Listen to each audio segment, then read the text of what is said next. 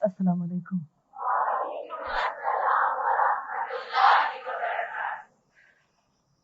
نحمده ونصلي على رسوله الكريم اما بعد فاعوذ بالله من الشيطان الرجيم بسم الله الرحمن الرحيم رب اشرح لي صدري ويسر لي امري واحلل عقدة من لساني يفقهوا قولي.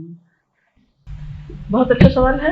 یہ بتا دیجیے کہ صبح اور شام کی دعائیں پڑھنے کا افضل وقت کون سا ہے، اور اگر اس وقت نہ پڑھی جا سکے تو کیا اس کے بعد بھی پڑھی جا سکتی ہیں؟ افضل وقت سورج نکلنے سے پہلے ہے، لیکن اس کے بعد بھی، یعنی چاشت سے پہلے پہلے آپ اس کو پڑھ سکتے ہیں.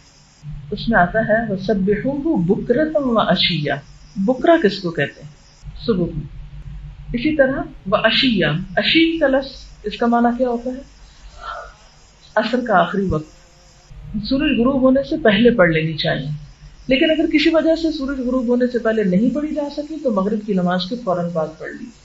جن دنوں میں آپ فجر کے وقت قرآن پاک کی تلاوت نہ کر سکیں تو اس کے لیے کیا ہے کہ ان دعاؤں کو آپ ایک چارٹ کی شکل میں اپنے کسی کبرڈ پہ یا کسی ایسی جگہ پر لگا چھوڑیں، خاص طور پر شام کی دعائیں پڑھنے کے لیے.